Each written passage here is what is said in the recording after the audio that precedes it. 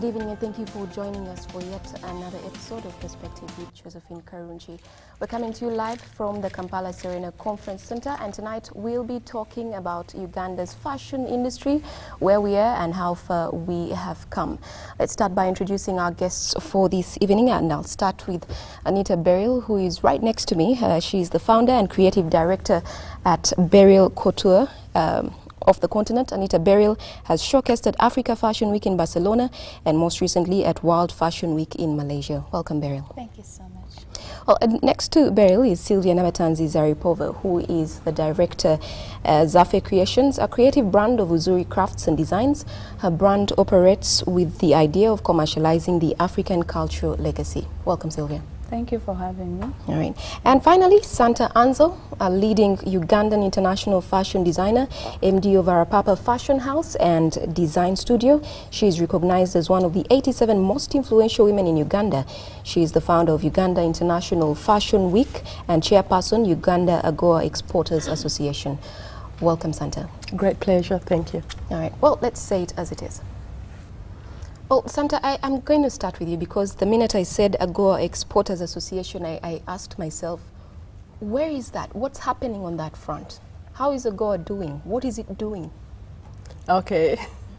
First of all, it's a great honor to be here and to share with you all. It's always a great honor to interact with young people and especially speak about our industry. Yes. Now, AGOA is doing great. First of all, I think that it's a great presidential initiative from the U.S. presidents to Africa. And much as we have not been as impactful as a country as Uganda, I think that AGOA has a lot of positives going. Right now, I think there's a huge discussion going on because it had been pronounced that the East African bloc, that's the East African community, was headed towards blocking or banning second-hand clothing. And so there was a hearing in Washington, D.C., and we had, to give an account where that is coming from. And I think we were represented by the presidential assistant, advisor on AGOA, and the Minister of Trade and Industry. I was not at that hearing, but all I can say is that it is still going on. We are pushing as private sector, the people that are directly affected, should the second-hand clothing be banned, and in turn AGOA, we feel the pinch the most. Yes. And so we are settling for, personally, and I think most of us are settling more for, a harmonious coexistence. Second-hand and AGOA. Okay, well, I want to know from the other two ladies, what do you think about how is the fashion industry actually existing alongside the clothes we can buy from downtown at very reasonable, if I should say, prices? How is the fashion industry coping? I must say we're doing fine because, gone are the days when people never really embraced their own designers in this country. That was the biggest issue ever. So it was a lot easier for someone to go buy stuff from downtown or buy things from America or from wherever and look at the Ugandan made clothes as, maybe substandard or not cool enough for them. Or very expensive. Not necessarily. And but I think that has changed. That has changed. No, we're not very expensive. Okay. But when you look at what we're dealing with, you're comparing us with Chinese or with second-hand stuff that come from the places that produce massively, and we're a little bit handicapped when it comes to production and all of this. I have a brand and I have about, let's say, if I have about 10 tailors, how am I supposed to supply thousands and thousands of people? So at that point, you can't expect me to be at the same price as downtown price or the second-hand price. Exactly. You see. To add on what she's saying, there are many factors that contribute to the fashion industry. And me looking at seeing Owino or looking at Owino is not a threat at all. It is us to speak out as the fashion houses, it is us to speak out the culture. If we focus on the culture, I think people begin to embrace. Exactly. Are you wearing your own design, Sylvia? Exactly. Oh, okay. And also another thing, we recycle a lot things from Owino. You see, someone comes and say, look, I loved this top, it's really great, but maybe change something down. So in that, people are trying to come back to the culture, and that is what we try to push in front. So we know it's okay. It's okay. It's not a threat. Well, no. Another thing that has come up is that most of the people who are big designers are accused of going to the internet, pick a picture from there, and then copy the design and say, my design, put your name on it. But it's simple. If you pick a picture and you have stitched or tailored the picture, you're not a designer of that design, of that outfit. You're simply a tailor. It's very clear. So you're a designer when you actually create your own stuff, when you actually think and really design and not download and stitch. Copy paste. Copy paste. Well, Santa, how do we market our Ugandan, our made clothes abroad or even within? How do we go about doing better on that front? I'll speak for Arapapa. This is how we've done it, and also for the Uganda International Fashion Week. First of all, we have pronounced ourselves as a niche market. We are not trying to be China. We are not trying to be cheap China. We are quality. There is simply no comparison. If you're going to buy an outfit from a fashion designer, it is value addition. I always say to my colleagues, or partners in government, that fashion should be taken seriously, because we are 100% value addition. Right now, that's the president's cry. Let's focus on value addition. That said, I will say that we create the vision or the symbol of our brands. How do we want to be perceived? And I think that what we have done is, yes, we've gone for quality, but at the same time, we have marketed who we are. We have said, this is us. We are Ugandan. Made in Uganda. We started with 100% Uganda, meaning even the fabrics we made were Ugandan. We used were Ugandan, the hand-woven kikoi. But before we knew it, all our, factories closed down. And so we had to look outside, to West Africa and to the whole world as it is now. We don't necessarily work only with cotton or African prints. We work with all sorts of fabrics because it is as well a business. So quality, know your market, and market. And then speak to your market. Produce and speak to your market. And I think what we have done is also we have had fashion shows. Now, fashion shows are what gets us into the papers. That is why you find us attractive enough to bring, to national TV. However, fashion is a business just like any other, just like telecom, just like petroleum, just like, the media. Exactly. And I guess those are the avenues that we have tried to use to market our clothing as made in Uganda. Do you think, the way you say fashion is a business like any other, do you think we actually look at it as that? Do you think we appreciate it as much in Uganda? We is a bit relative. Personally, I do, and I think they do. But if we're speaking on behalf of Uganda and the decision makers, that is mostly government, I don't think that we, fashion is looked at as a serious, business. The president does. I will speak for him, because on several occasions he has engaged me, and he has engaged other fashion designers through Uganda International Fashion Week and said, we should actually focus on producing and selling, and it stops right there. I have a bit of a grudge with the rest of our decision makers, because I think they are still thinking more in terms of, what we learned in primary, the cash crops of Uganda, cotton, and right there. And how much does it fetch on the world market? Nothing. Fashion, a finished garment, like what she's wearing, like what you're wearing, fetch up to 200% and even more % profit. So we should focus on value addition. And I don't think we are there. But thank you. This is a great opportunity to I know. Sandra, do you address the president?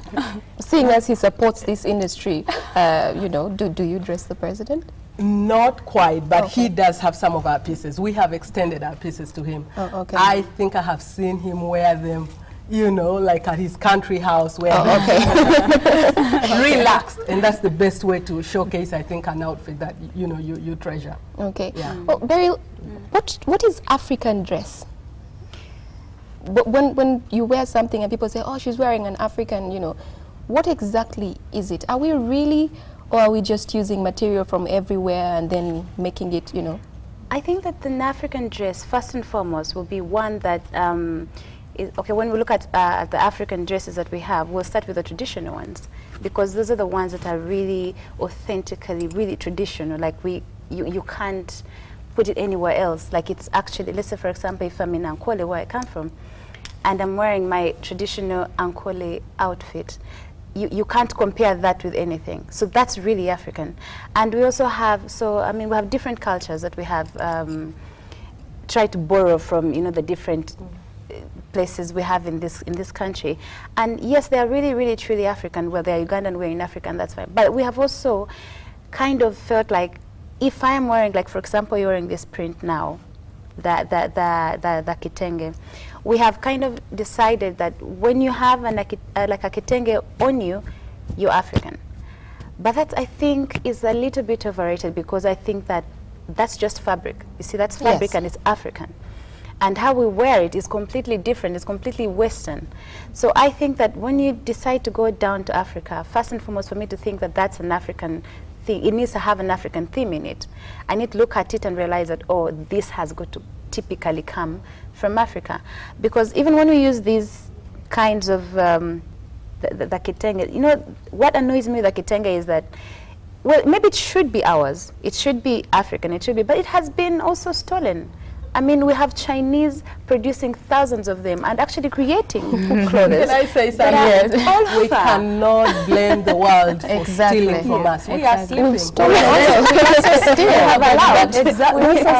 My point is, we are sleeping. There's a great thing in Africa. Exactly. We have not realized it. We are not exploiting it. Let China take advantage. Sad but true. Yeah, it not is. only China, it's on the catwalks in Paris now, in New York. Exactly. Yes. Bigger, So it can no longer be world-renowned. African. I mean, it can no longer be like restricted to Africa now, because everybody is using it. Well, I So- want to know, and I'll start with you, Sylvia, when you come back from this break. I want to know if we have the ability to actually produce what represents us. When you're going to say African, are we able to do that? But we'll start with that when we come back from this break. Coming to you live from the Kampala Serena Conference Center Nile Room, and just before we took a break, I'd posed the question: Yes. do we have the ability to produce what actually represents us? I believe we do. We do have the ability to do that because we have the resources. And I'll talk on the side of the African print, especially the kitenge, whatever each country calls it, because it's a Bantu word. But in Africa, there are stories that people have to tell. And how do they tell them? By printing them, by signing them.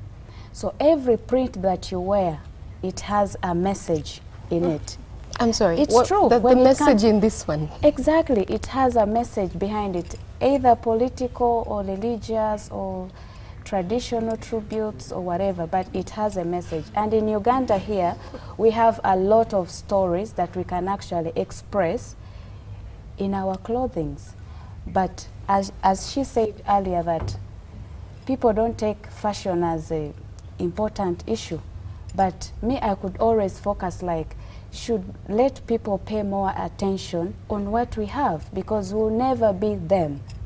We'll never be the Westerns, you know what I mean? So I believe that we can actually manufacture because we have the resources We have right the here. resources. Okay, well, somebody's asked a question, and before I ask their question, there's a lady I met earlier. She's called Esther Nakandi. She's from Glory of Christ Church in Kasubi. And she shared some of her work with us. She said we have some clips, but then I've seen her come with a group of people, and I'd like for the cameras to move around and we can see what her people are wearing. These are things that she makes from a room wherever she is, and so I have people wearing newspapers, buckets and feathers and ropes, and I'd like to ask her, and I think bottle tops from sodas, yeah. we have polythene bags, we have all kinds of things. So I'm curious, and somebody has asked the very question that I wanted to ask. Where do people wear these clothes after? The clothes we see on the runway, what happens to them after? Because no one is going to walk around wearing a newspaper. What if I set fire to it? So what happens to these clothes that we see on the runway? For me, I could say is fashion is everywhere. It's from head to toes. Whatever you have around you, whatever you have around yourself, it was designed. Not shoes, not whatever is putting on or whatever is wearing. Everything you look at, it is fashion. It is fashion. And it is designing. When I see him like that, With the bottle, the cups and plates. Okay. When you see him? when I see him like that, I see fashion. And I see design in whatever he's putting on. But And where do I take this after? that is where designing starts from. Okay. He has his inspiration to come up with something like that. This was actually done by one lady, all of these that are in the room. Exactly. Yes. She's inspired by something, or there is something in her head that she's trying to pass on. Okay. Yes. Yes, Santa. Can I just add on to that? I Yes. would say that most of the pieces, including these that we Yes. see, the plates, feathers, sisal, ropes, and all, plus those that we see on the catwalks, Yeah. those are really, in most cases, meant to make a press statement. That is what gets us into the media. That's what gets you talking. No wonder we are talking about these things, Yes. because they are quite outrageous as well. However, what you then do after your signature piece is then you then create an outfit that is either high fashion Okay. or ready to wear, which then you sell, that can be easily wearable like this, and you are able to then have your sell and have your food on your table. These are more or less signature pieces. These are more or less mascots. We've done a lot of this before for corporates like Pepsi Cola, Century Bottling. So this is to make a name for and- yourself, get yourself out there. Yes, just to Okay. get yourself But- out but there, or to also- depict, or to send a message. For instance, the plates and cups guy could be representing House of Plastics, nice House of Plastics, mention it. Okay. But that necessarily does, and he could be paid quite a bit for that, but that does not get worn, on the streets of wherever. Okay. Those are just mascots. Okay. But we Yes. have also seen, what I would like to say is that most times, like when I look around, I mean, we're Ugandans. We have had events like carnivals, we have had events like, okay, I will not mention them, but where we have actually seen people wearing mats, wearing all these things. So I think it's a matter of putting them in their categories. Some are actually wearable clothing, and some are actually costumes. And some are really just for entertainment, like to show how creative you can get. And some, like for example, he's wearing feathers and all. I would imagine that should belong to some, I don't know, some kind of tradition, Karamajong or something. I have seen, I don't know where they really lie, but I've seen some of those in their dances and stuff Okay. like that. So I think that it depends on the person and on the designer and what they're trying to communicate. As a matter of fact, every designer literally has a crowd. You have people you're designing for. And it's either you're designing your pieces to, put them like in a museum and stuff like that, and actually show how creative you can get. And that's maybe to the art side, or you're actually designing for people. I mean, she's wearing polythene bags. I don't know, you could advertise, of course, but she's wearing it as a dress. So in other words, that person, the designer of this has a place. She sees this little girl, going to in her thing, in her polythene bag. Can I just say something? Yes. I want to take us back a bit more towards the business, of fashion or behind fashion. When you ask if we are actually able to manufacture, if we are able For to ourselves. produce. Yes. Yes, for ourselves. And, it's yes and no. Yes, we are able, because anyway, every day we meet people that actually have bought pieces of our papa for the last, 17 years. And yet that is not enough for fashion to actually be fully exploited. Exactly. The business of fashion has not started in this country. We need to have a total paradigm shift. Decision makers need to get serious. Yes, we will do it, and we have done it very well at individual levels. But for a country to experience growth, economic growth, it takes a combination of all three. Academia, teaching the right things, and I'm glad that vocational schools are coming up. It takes the government putting systems in place, infrastructure, and then it takes individuals that are called to actually do this. Not someone's relative, sister, brother, or whoever needs a job, but people that are actually called to do this. Talented people, and we have quite many of them passionate in the industry. Now, those can drive a business any day. However, all those systems have to be put in place. Factories have to be set up. Globally, fashion contributes, you know, up to about $700 billion, 2% of the world GDP. And how much does Africa contribute to that? The big five are China, India, Bangladesh, Turkey, and Italy. Together, they contribute 54%.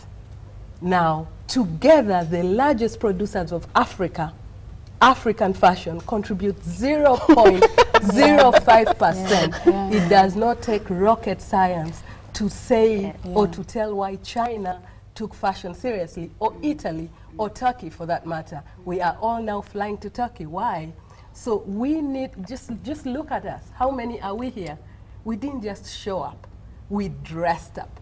To come. We each can buy a fashion article, and it can be well priced. If we are found to be expensive, so locals may not be able to afford it, then let it be subsidized. There is a lot of subsidies in this country, including oil, and we are all excited. How about things like this that are really low-hanging fruits? We can pick them. The economy will boom. So there has to be a paradigm shift. We can produce. We have what it takes, but we need to take this from a business angle. All right? Right. Well, thank you, Santa. Let's take another short break, and we'll be right back to take some of the questions from the audience. Well, our time has quickly run out, so I'll take a few questions, and I'll start with you. Thank you, Josephine. My name is Taiwo Osubat, and my question goes to Anita. Are there negative effects in fashion industry, and what could be the best solutions? Okay.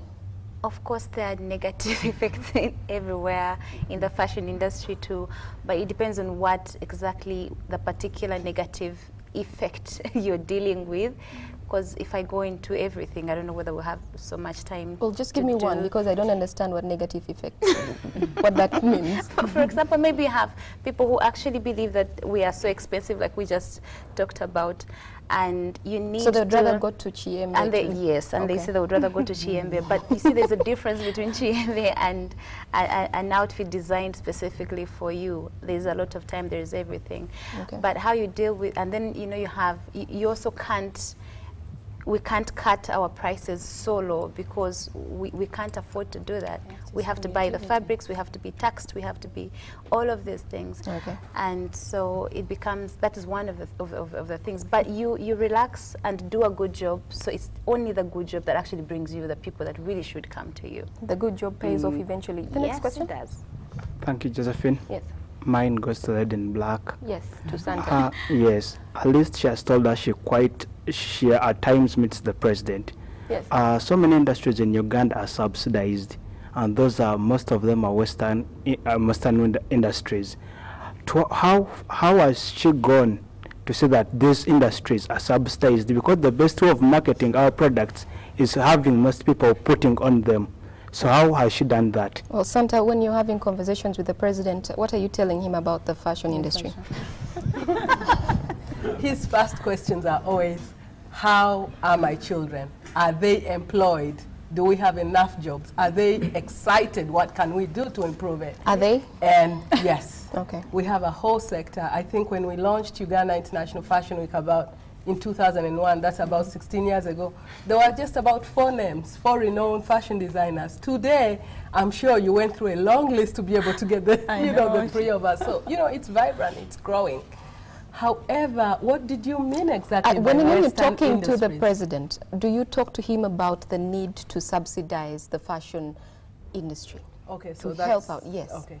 Yes, we have had long conversations about this. And subsidizing is actually across the board. We are saying that if the oil industry, petroleum, agriculture, you know, other manufacturers are able to get huge amounts of land to actually set up to be able to ably produce, fashion deserves the same.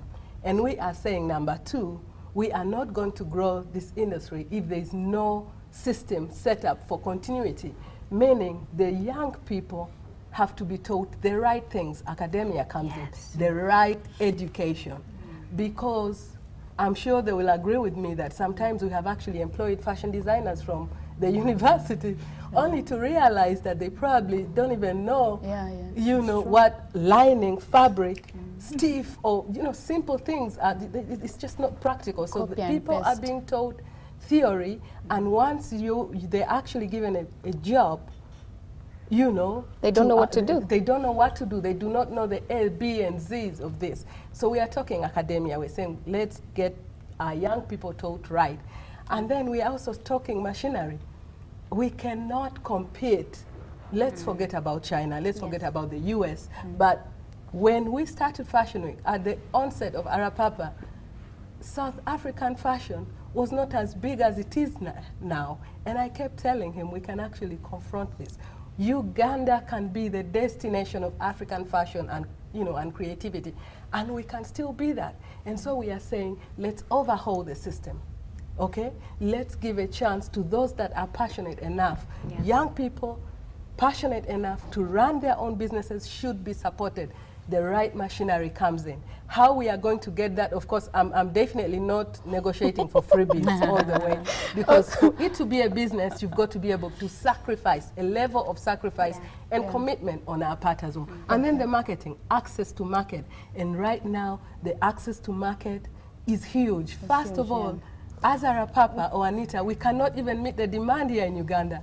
And yet we have the East African bloc now for us to service. So to take you a little away, because our time is quickly running out, I see young people here, and I'm wondering, are we doing anything for the young people, Sylvia? Yeah, actually, for me, this time the focus is on kids. Oh, okay. Yes. My upcoming creation is about kids only, and I'm organizing actually a fashion show, which is going to be on the 14th of October. You're welcome. For children? For children, specifically for kids. Oh, yes. Can they walk down the runway there? Okay. Yes, it's between the age of 3 and 12. So you have to change mindsets of the parents because, to not buy clothes for their children that fit into your... Exactly. Okay. Exactly. People don't really pay attention to kids, and when the market for kids, it's actually huge when it comes to designing.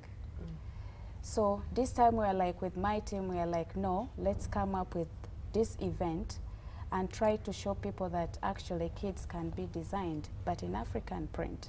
I'll always focus on African print. On what we call African print. Exactly. The kitenge. That is me, and I will always be me. Okay. Yes. Well, Beryl, what would you like us to go home with from this discussion? I think that, I mean, I'm a bit encouraged. I'm not that close to the president.